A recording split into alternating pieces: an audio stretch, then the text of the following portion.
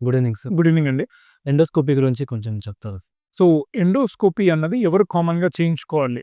ఎవరికైతే గ్యాస్ట్రైటిస్ అధికంగా ఉంటుందో, పొట్ట ఉబ్బరం లేదా అన్నం అరుగుదల సరిగ్గా లేదో, ఎవరికైతే రక్తవాంతులు అవుతూ ఉంటాయో, వీళ్ళకి మనం కామన్‌గా ఎండోస్కోపీ అనేది సజెస్ట్ చేస్తాం. ఎండోస్కోపీ అనేది లాస్ట్ ఒక 10 ఇయర్స్‌లో చాలా డ్రాస్టిక్ చేంజెస్ వచ్చాయి.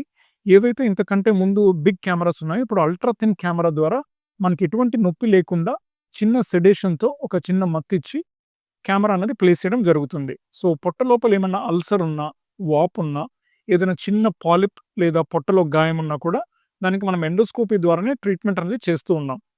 గత 10 ఇయర్స్ నుంచి ఏవైతే సర్జరీ ప్రొసీజర్స్ అనుకుంటున్నామో, ఇప్పుడు అది ఎండోస్కోపీ ద్వారానే మనకి ట్రీట్మెంట్ అనేది జరిగిపోతూ ఉంటుంది.